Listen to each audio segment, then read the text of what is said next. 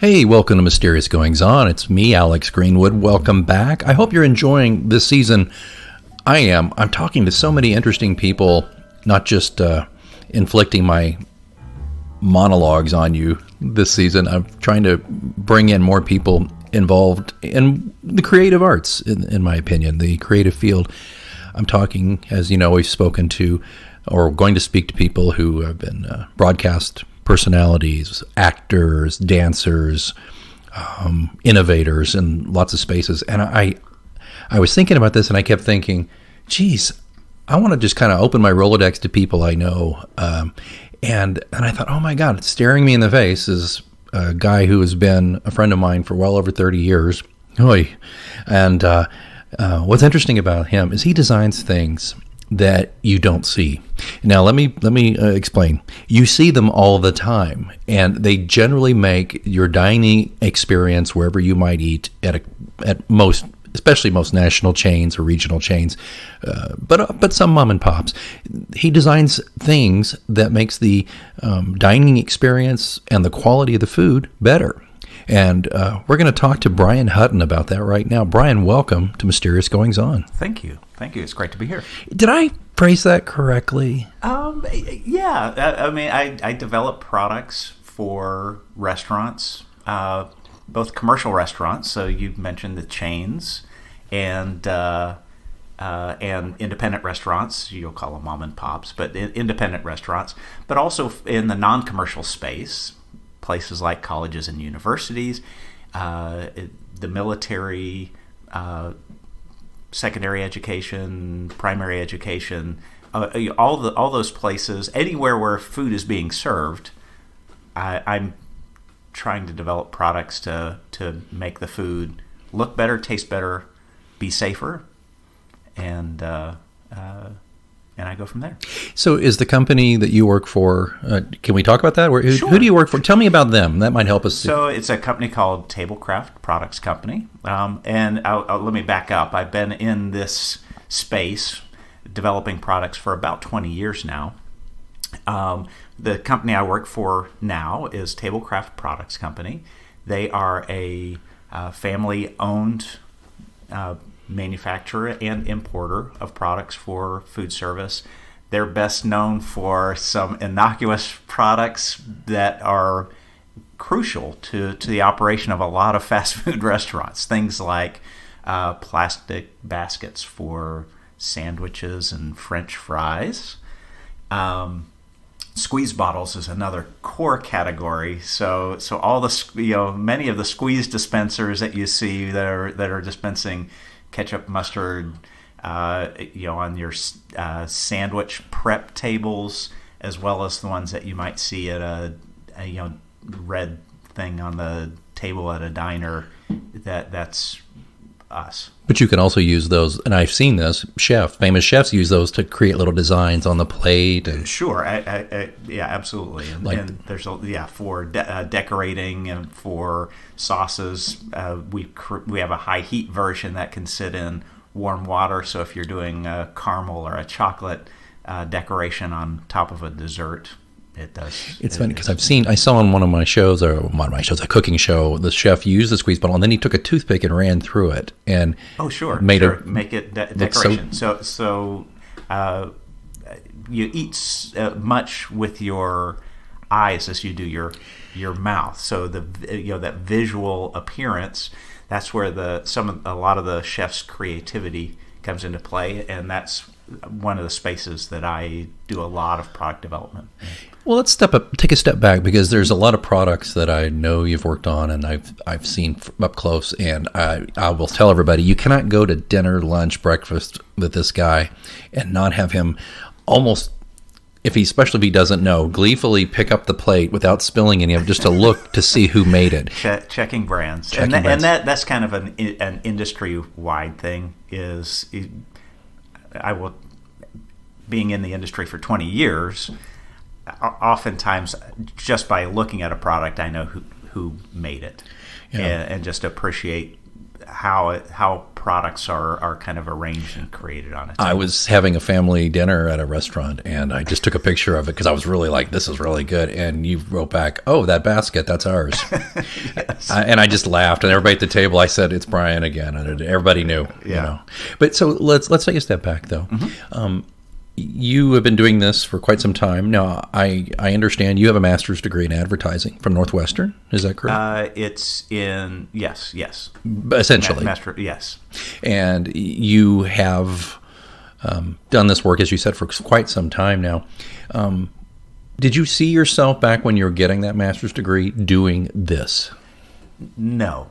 I mean, honestly, when I was going through, I had anticipated one of two paths. One was agency work, so working at a traditional. I was in the Chicago area, so we were going to all the big agencies that were managing the beer accounts and the big department store and the big food manufacturers were all in the Chicago area. Some of those have kind of branched out since then, but that was path one. Path two was I thought I was going to get into teaching at the college level. So, but neither one of those, I had no idea that I was going to get into product development or anything that technical. Well, and we knew each other in college at bachelor's degree days, and you always were very creative. You like to draw, and you like to spin ideas, and your mind works in a way that's unlike most people I know. You find connections that most people don't. It seems to be a feature of your, not a bug, a feature of your brain that I've always admired. And to a degree, I have a similar skill, but it's not the exact same way. Mine's more with words. Yours is more with concepts, it seems. Yes, I think so. Yeah. And it's actually served me very well on the product development side, obviously, is finding maybe a dissimilar product in a completely unrelated industry and finding ways to interpret or use that technology to help the industry I'm in. So how and I want to get into the creative side of it again in a moment, but how crucial is product development in this industry? Can it make or break a restaurant? Yes, yes, certainly. And most people will focus on, I'll use an industry term, center of plate. So most chefs traditionally are focused on the food presentation. However, because the visual piece of it is critical to the success of that restaurant, then it's as important as the food. And I think I relayed an example to you previously, which is a burger and fries wrapped in paper is going to be one price. Call it that's a $7 meal. If you take it out of the paper, put it in a plastic basket, it's a $9 or $10 meal. You take it out of the plastic basket and you put it on a wood serving board with a stainless, the fries in a stainless steel.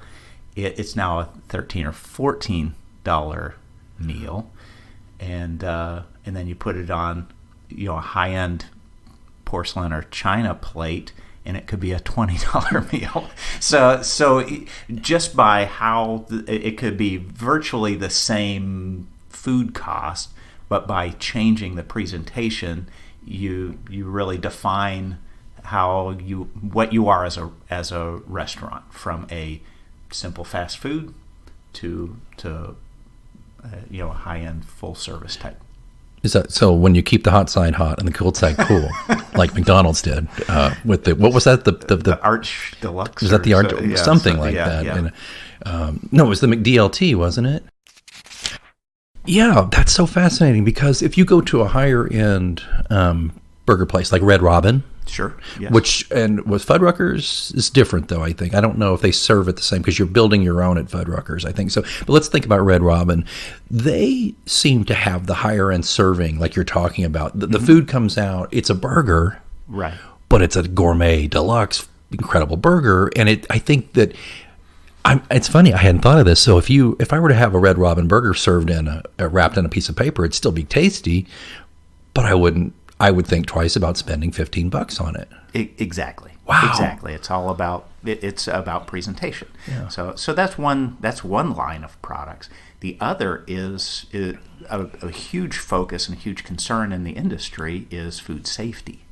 So I develop a lot of products around food safety. So that's in the back of the house, in the kitchen, how to keep the knife or cutting board that you use for raw meats from being mixed with the same cutting board that's being used for strawberries or lettuce. That's why they color code a lot of the exactly. Right? So the whole concept of color coding and food segregation and what they call HACCP, which is an acronym for hazard analysis and critical control points. You identify these areas that are hazards, where the most mistakes happen, and you try to find ways to either completely avoid or mitigate those risks. So you invented that? I did not. I was going to say, it's like that Albert Brooks movie, Defending Your Life, and he goes, what did he say? The guy he met up in heaven or wherever they're going, he said, I invented, what did he say, totally nude? Yeah. You remember that? He's like, that was me. That was me. Yeah. Before that, they were all just nude. Nude, and it didn't go anywhere, but I added totally. So you're rather accomplished, and I know this partially because I vacationed with you. And let me just explain. See my products. So we were at a resort in Jamaica, our families together, and I don't remember exactly the circumstances, but we saw a cart that you had designed for a previous employer, I believe, and you said, that's one of mine. And so, of course, me being obnoxious, I go over to the lady who works there and said, do you like this cart? He said, oh, yes, it makes my job so much easier. I said, you're looking at the guy who invented it right here, and I'm pointing it, and Brian's all like, embarrassed, but I was part of a team. Yeah, that's what the first thing he says, of course. But it was so funny. It was just so interesting because she legit said this thing really did. And what I admired about, because I look at the cart, and I know a little bit about your industry. I've dabbled a little. I've worked with some companies, as you know, and that you actually got me in the door with, and I learned a lot about. But there's also something that we're not talking about yet either, which is beyond food service and safety, and beyond making the consumer appreciate the food in a different light. There is also just the ergonomics and the convenience to help staffers who use it, where they're not backbreakers all the time. Yeah. I mean, there's so many things that you've designed. So it's not just that. I mean, you've actually helped design products that help staff do a better job because they're not constantly struggling with physical limitations because of the. Sure. Yeah. Improving efficiency is important. I always think, as a person running a restaurant, the last thing they want to think about is a product, an equipment and supply product. They have so many other worries. So they have insurance worries, they have staffing worries, they have food cost worries, they have food waste worries. The last thing they want to think about is a basket or a tray or a tumbler or a cutting board. So I think one of my key roles is making something function well and make their jobs easier to do. So I always try and keep that in the back of my head when developing products. Let's talk a little bit about your process. Mm-hmm. And I'd like to use an example of one of your most celebrated designs and successes. We were talking about burgers earlier. Yes. You created the Better Burger. Better Burger collection. Well, and I'm asking you online here, so if it's not cool, we'll edit this. But I mean, can we use a picture of that Sure, I think so. Just so people can understand what you're doing here. Yeah. But if you would, though, go ahead and let's assume we have a photo of it in the show notes. Okay. What is it? And tell them what it is first, if you don't mind. I don't mean to tell you how to do the interview, but just so we can get our mind around it. Tell us what it is first, and then if you don't mind, I'd love to hear your process. How did you come up with this? Okay, so the Better Burger collection is the industry has been upscaling fast food for close to a decade now. What was traditionally, my generation was very comfortable going to a fast food restaurant, but you wanted to go out on a nice night out, you would go to a casual theme restaurant. Mm-hmm. So fast food, think of plastic tray, disposable packaging, McDonald's, counter service. Yeah. And then casual theme was sit down restaurant.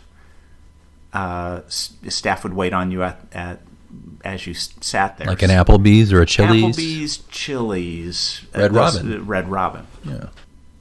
Sandwiched in between there has evolved what is known as fast casual, and that is sometimes usually counter service, but it's a higher quality of food than traditional fast food, and so this is a kind of an emerging area. Is that Five Guys, or are they still considered the more casual or the fast food? That's another little niche called Better Burgers or so it's basically the top end of fast food. Okay. So I would think something like Payway, if you've ever eaten at sure. Payway. Yeah.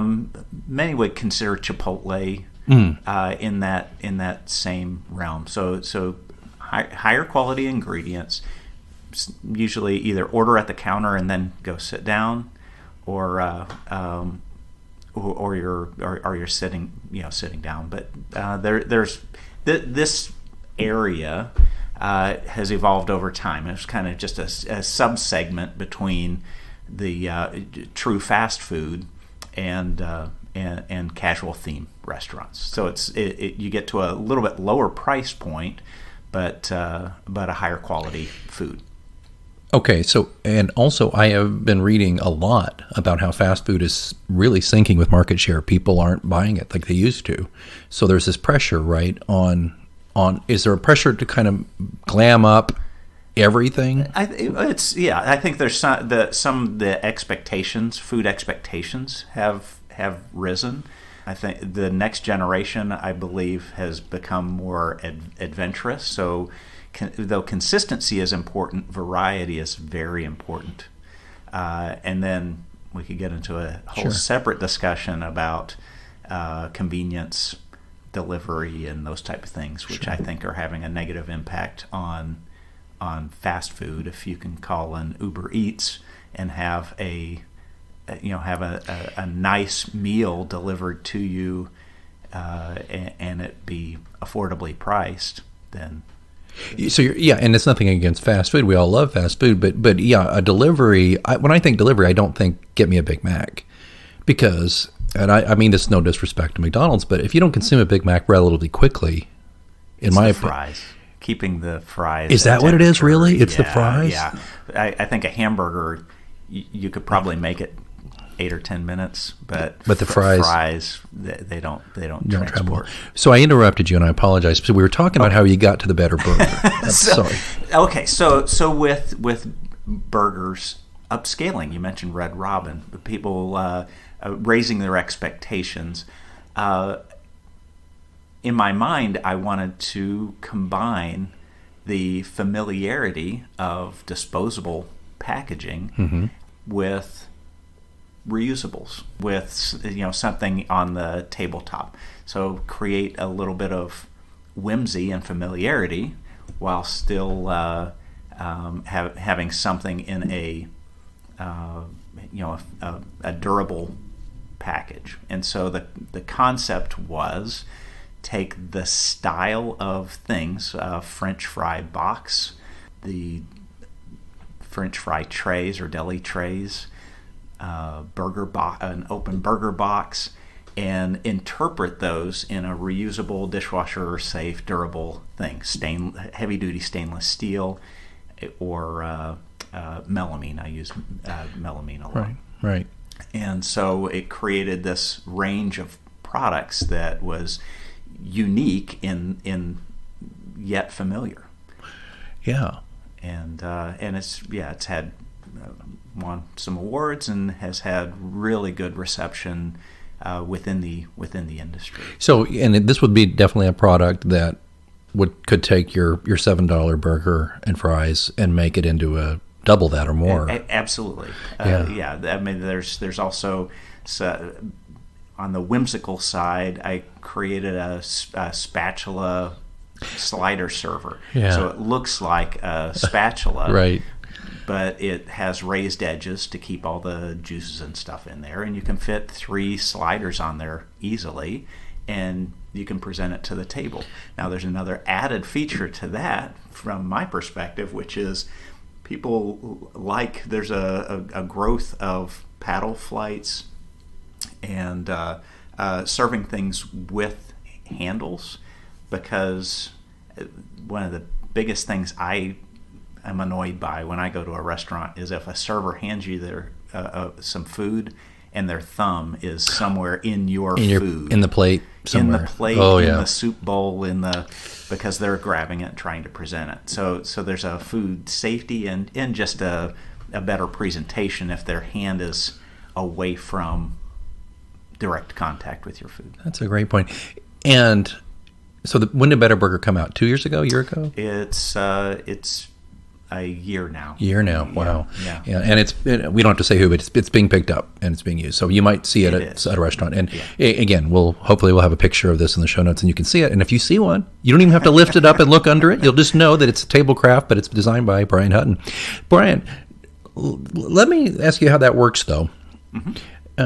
Do you sit there at your office and the boss comes in and says, "Hey, Hutton, we need something to serve sliders on"? Is that how it works? Or do you listen to voice of the customer? Is that what you're doing? Tell us how that works.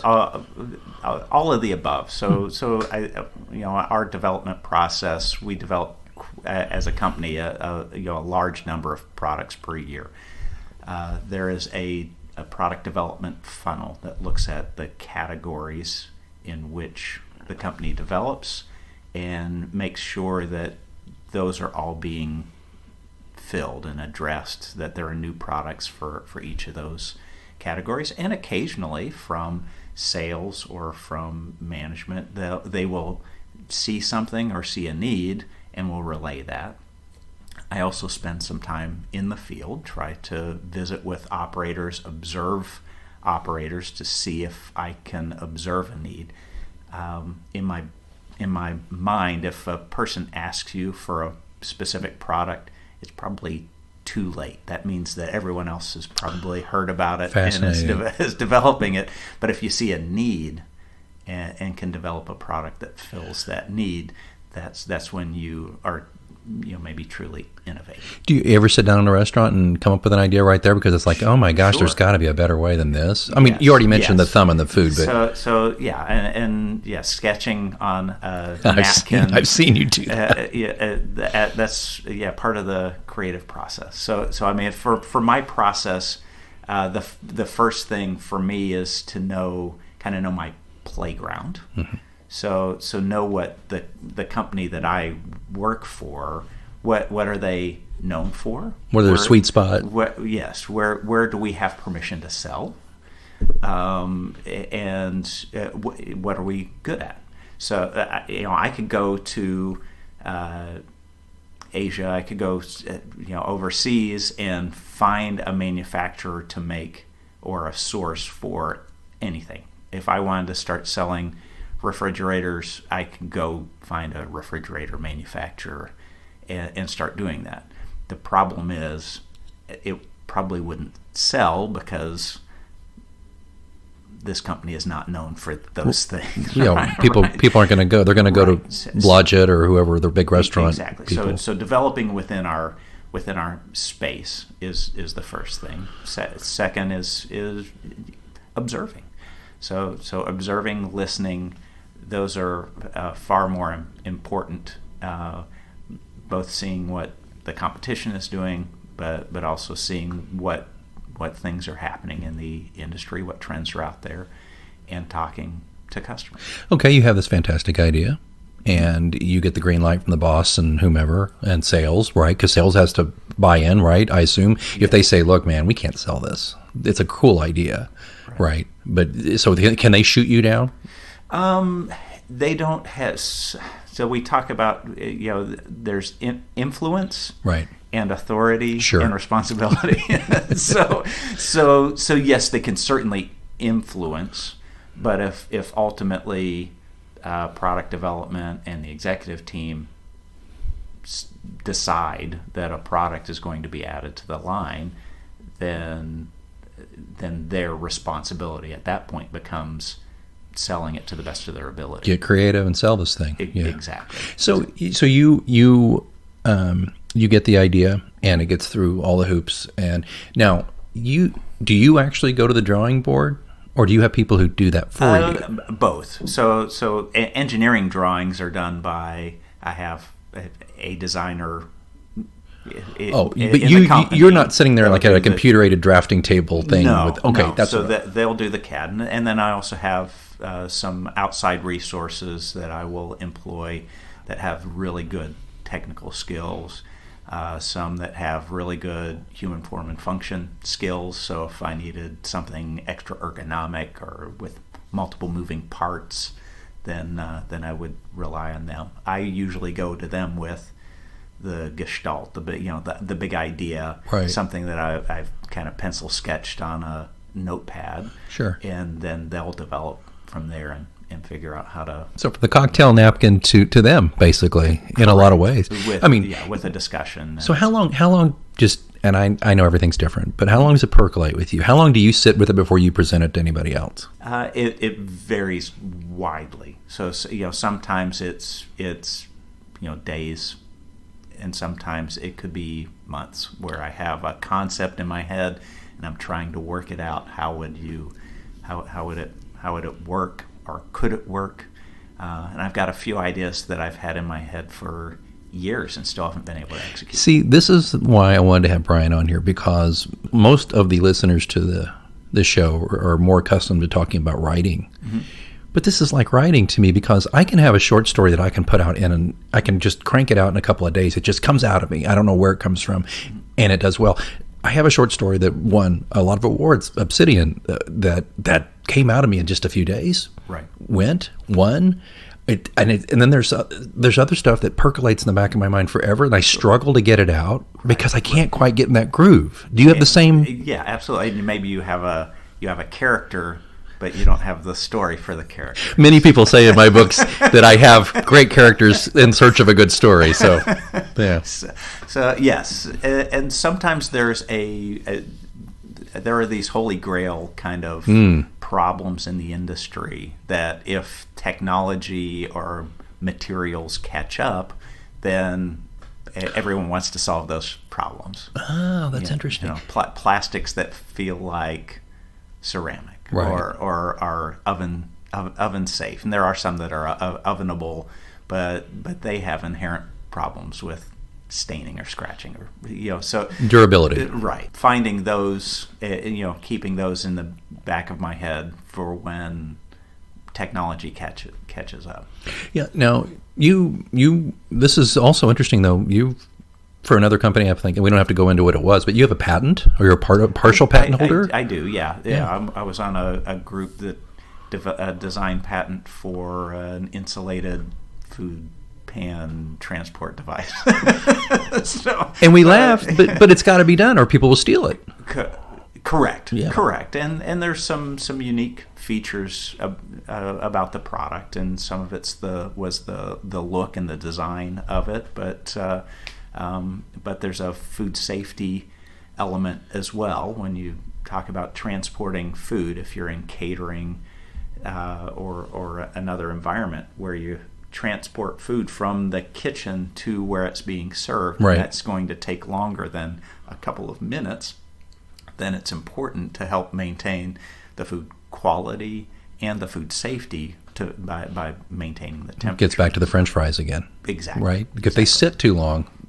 We had a great burger last night, and you tried them too, right? The fries. Mm-hmm. The burger was delicious. The fries were good for about the first minute, but then they got soggy really fast, and then it was like I ate them because I was hungry, but right, that kind of food quality is of huge. critical importance when you're fighting for repeat customers, right? Instead of having to woo new customers all the time. Yeah, that's way more expensive to woo new customers. Yeah. So to have something good, consistent, quality food is very important. So we talked about your ideation, and then the process as it works its way through the company.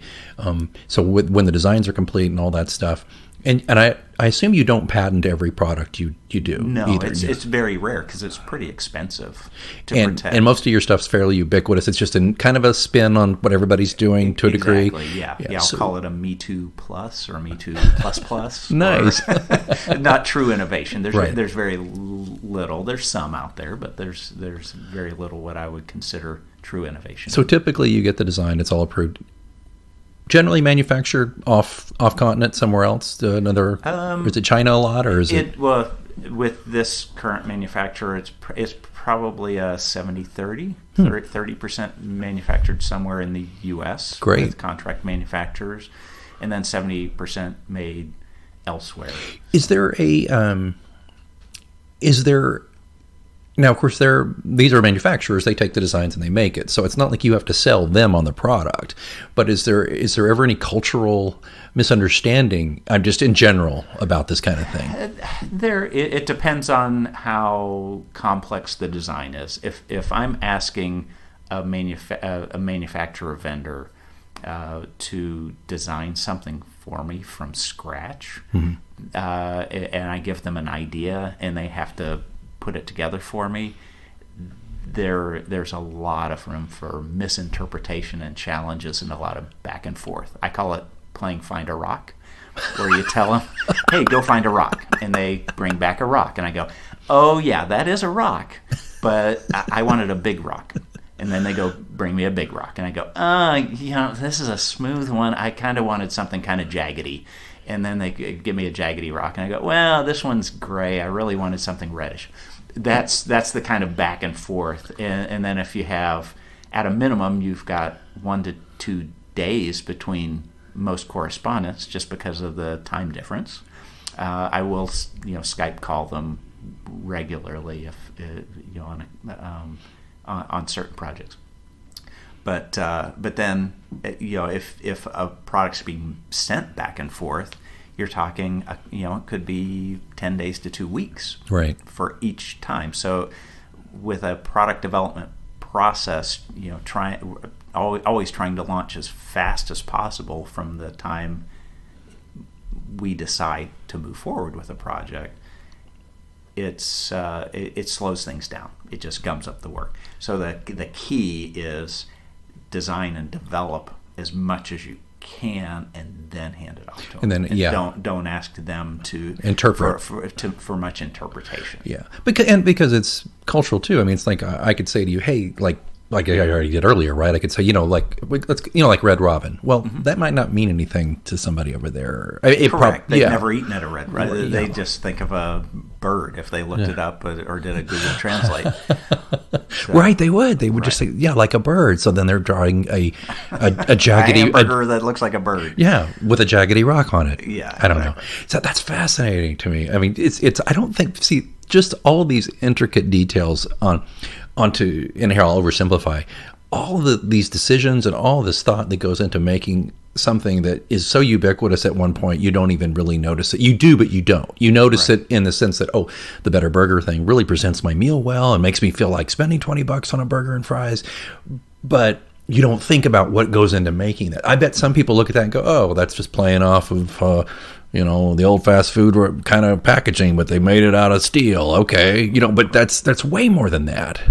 It is, or it can be, if you do it right. If you do it right, if you do it wrong. Yeah. So the other thing that struck me is I also, in my creative process, and I'm sure you do the same, I find time to think and be bored. So in the office every day, weather permitting, I will spend half an hour outside. And I literally, I sit on the grass on the side of a hill. I take my shoes off. I ground myself, and I don't know if grounding is a no, it's a real thing. It's a real thing. I don't know if it works. It works in my brain, and I just watch. There's a small lake adjacent to the building, and just think and feed the ducks. Exactly, or the geese, and or watch the herons, or the fish swimming around in there. But that helps me. I think being disconnected from the Pavlovian dinging of the emails coming in, and just the constant interruptions and interactions, which I treasure the interactions, but I also need, as part of my creative process, to get away and just think a little. Anybody ever said anything to you about it? Most people are. Everyone's. Sometimes they'll see me with my shoes off, and they kind of make fun of me. But for the most part, very very supportive, because the proof is in the pudding. If we get results, we're developing unique products that answer industry needs. Then that's what it's all about. I happen to agree. There's a couple of things people who listen to this show and look at my social media know is that I work out every day, but also one thing I do a couple of times a week is I do a little bit of forest bathing. There's a woods with trails near my house. It's about a 1.5 mile walk. You can hear a little bit of highway, but not much, especially when everything's in bloom like this time of year. And that really helps me, get away. As you said, the Pavlovian ding of the email and the phone ringing and people coming by, well-meaning people who chickadee-chack and want to talk to you about stuff. So that's an interesting part of your process. So your job, you mentioned how you're at the office and you're in Chicago area, right? Correct. But you have to travel a fair amount for this job, or somewhat? Less. Throughout my career, I've traveled. Gone. My travel has gone up and down. I will try to get to. There's a large show in Europe called Ambiente, which is home and housewares focused, but there are some great trend spotting opportunities. And then I try to go to Asia at least once a year, but usually a couple times. Like Hong Kong or? Hong Kong, and then there's a large show in Guangzhou that's twice a year. And then if there are vendors elsewhere throughout the country, most of the vendors that I deal with in China are in that southern area, but some are in the up in the northwest. So if they're making glass, cast iron, wood products, a lot of that comes from further north in the country, and then most of the injection molding, plastics manufacturing, assembly, light assembly, that type of stuff tends to happen in the ports closer, into the south. You also served in the U.S. military. Yes, you were an officer in the military. And what I want to know about that is, and you did that after graduate school? I did. Yeah, you were unusual. You were the old man, weren't you? Yeah. I was. Sure. But here's what I want to ask about that. You were in the service, was it 6 years, something like that? More like 4. 4. And you worked for, you jumped out of airplanes and things like that, but you also worked in an area that took care of,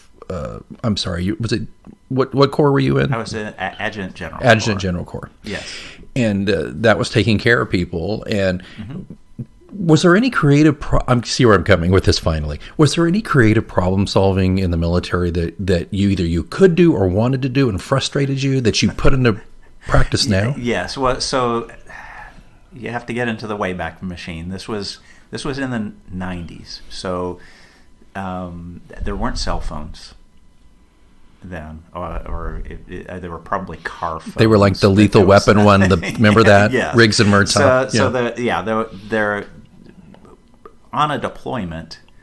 There was not the kind of technology that we have today. So one of the biggest challenges that the military faces, or did when I was there, is that it was explained once that you have moments of terror, a lifetime of boredom interrupted with moments of terror, sheer terror, and that's what most infantry people were like. So you would go out, and you were in this scary environment, and then you would spend days doing absolutely nothing. So one of my roles was finding ways to keep them entertained. So morale, welfare, and recreation fell under the purview of my department.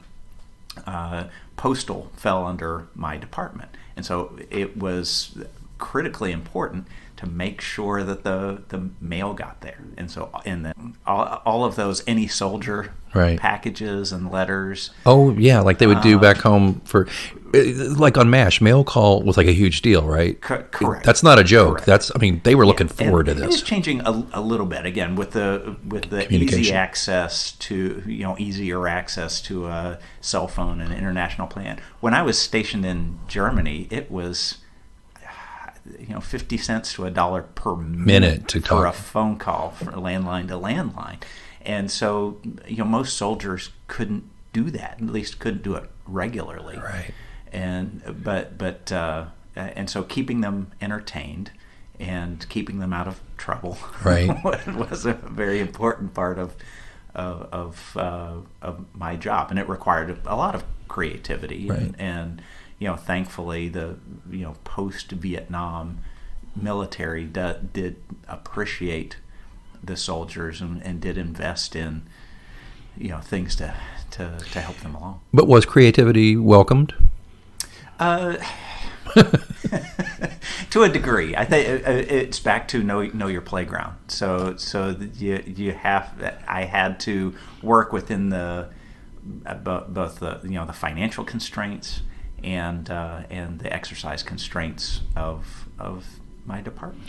Yeah. So, did that go find a rock in a way too? Did you have to work for for generals and colonels and majors who perhaps maybe were older and didn't quite have as good an understanding of the people you were serving as there were some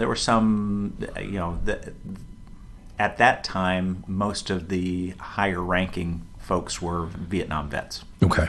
So the tough it out mentality, just figure it out. You're a grunt, so you're going to be bored. Yep, I was bored when I was in Vietnam. You'll figure it out. Right.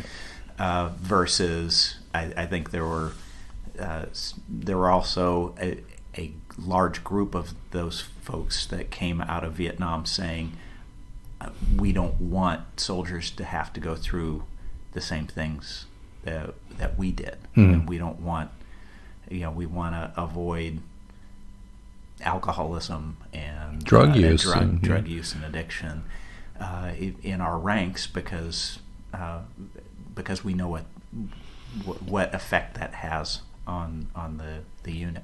Yeah, the deprivations are part of the deal, but if there's a way to ameliorate that, why not? Exactly. Yeah. Exactly. So, and it's funny, and it's not really our discussion, but nowadays with cell phones and things, I wonder if there's more problems though, because to some degree, because you've got these young kids serving in infantry who've got a cell phone, and maybe they're, we're going to do maneuvers somewhere tomorrow, and maybe that's not something that people should know about. I'm just I'm sure there are people taking cell phone videos and things that they shouldn't because it's classified. Right. But there's, I'm certain, also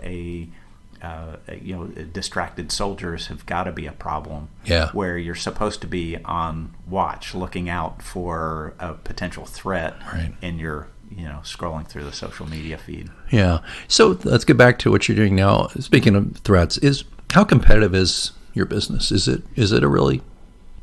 I wouldn't call it cutthroat, but you have some cutlery. There is some healthy competition. The number of categories that my company competes in, each one of those categories could have 3 or 4 major competitors. And then there's also a secondary threat.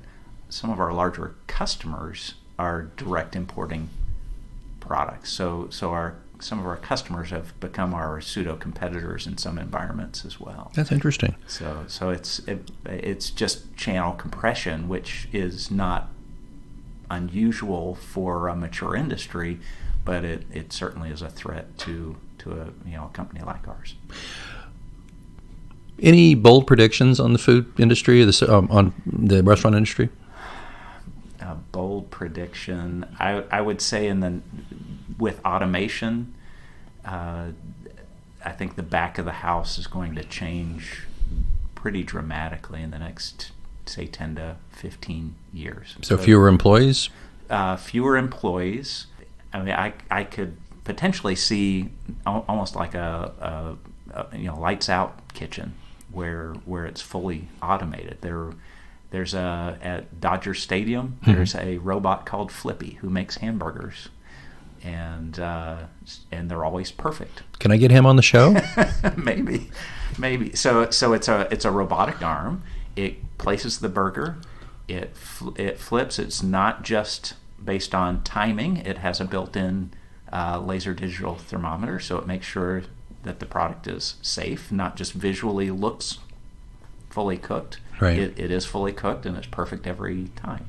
Wow. So there's a company that's developing a company called Moley, Moley, that is developing a fully autonomous kitchen.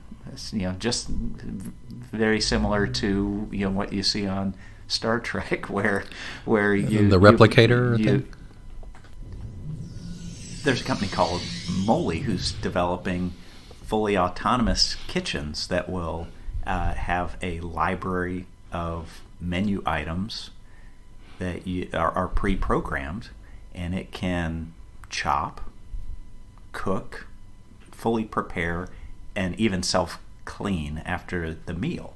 So the impact that if that becomes affordable, and I could eat back to Red Robin, Red Robin hamburger in my house. Oh my, really? Then what would be the reason to go to a restaurant? Wow. It could change pretty dramatically. Some of the real value of a restaurant is the convenience of it. It's a convenience, but there's also the social side.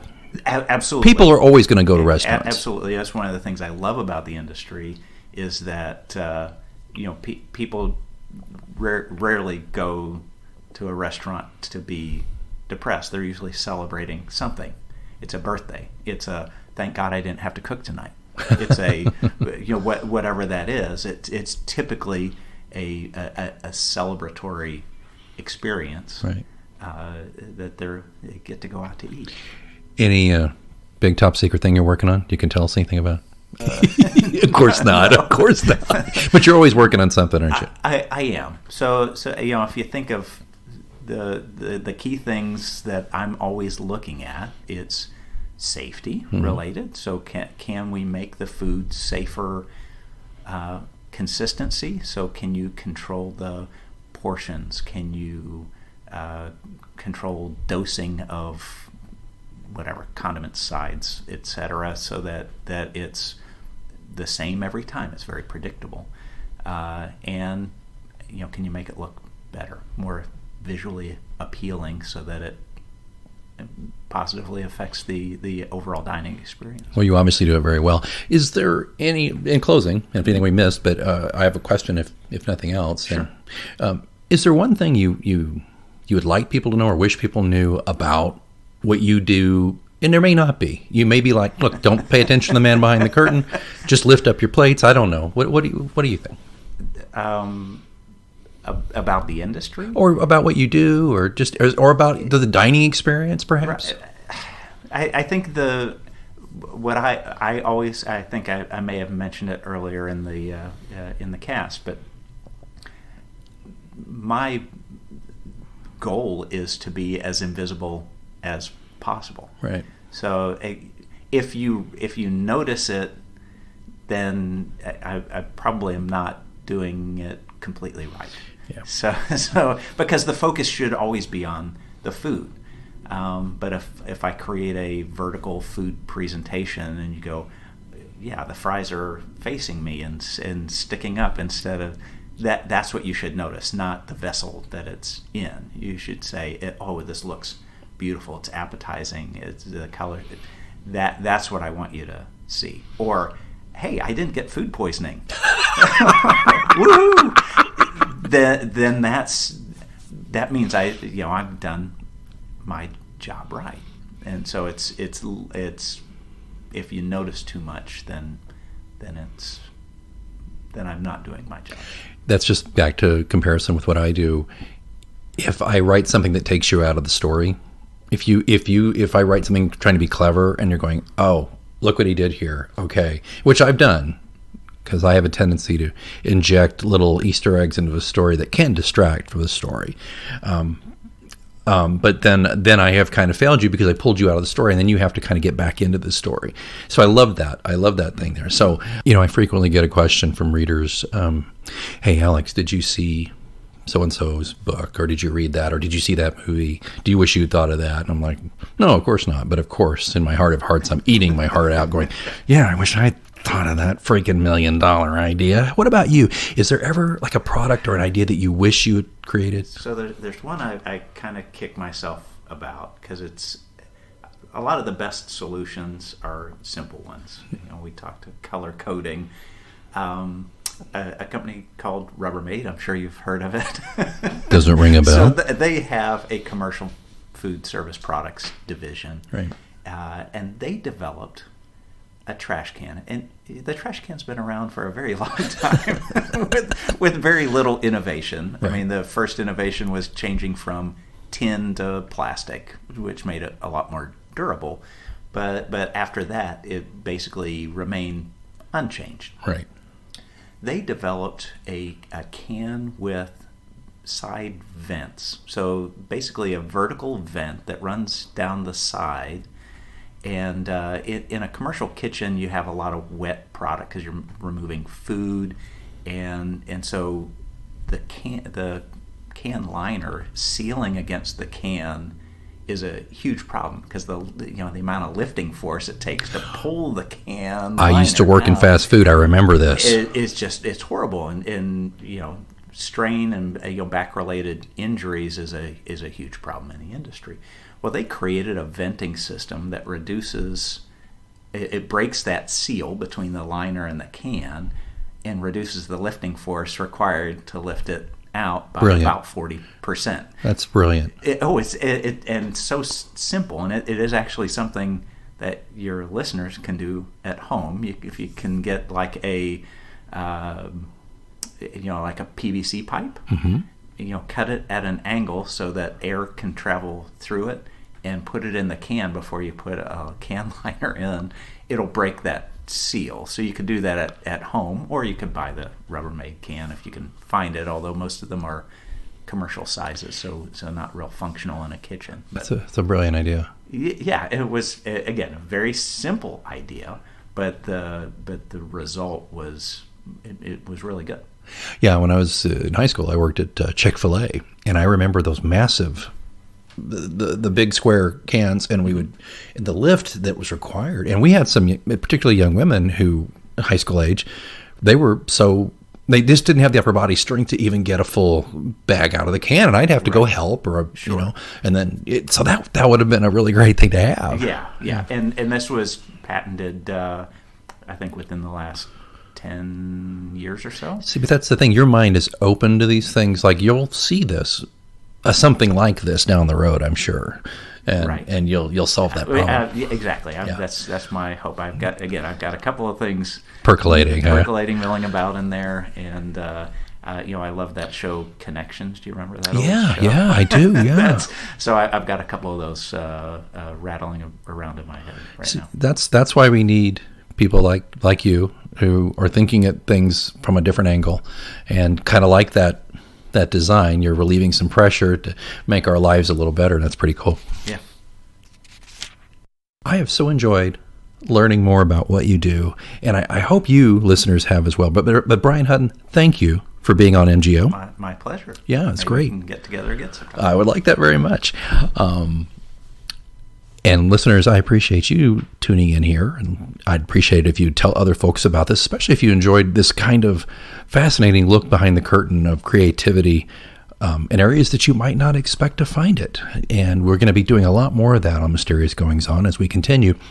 But as ever, the clock is ticking, and I have some writing to do, and you have some reading to do. I think you know what that means. You can find out more at pilatscross.com, Pilates cross.com, or you can find all of my books on Amazon.com in ebook, paperback, and in one case, well, two cases, audiobooks. But anyway, I'm J. Alexander Greenwood. You can call me Al. This was Brian Hutton, our guest, and you've been listening to Mysterious Goings On. Until next time, keep reading.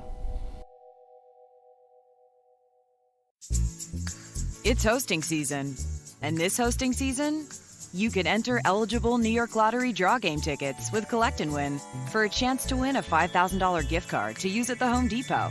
So, enter today and make one of the most stressful times of the year a little easier. The Home Depot is not a sponsor of this promotion. You must be 18 years or older to purchase a lottery ticket. You must be 21 or older to purchase a quick draw ticket where alcoholic beverages are served. Please play responsibly. Entered by 1-7-20. It's hosting season, which means it's too many people in the house season. Can I sit on this? Nope. Casserole burning in the oven season. Anyone smell that? My yams! And Aunt Meg giving advice season. You should enter eligible New York Lottery draw game tickets with Collect and Win. You could win a $5,000 gift card to use at the Home Depot to make hosting a little easier. Wow, Aunt Meg, that's actually great advice. The Home Depot is not a sponsor of this promotion. You must be 18 years or older to purchase a lottery ticket. You must be 21 or older to purchase a quick draw ticket where alcoholic beverages are served. Please play responsibly. Entered by 1-7-20.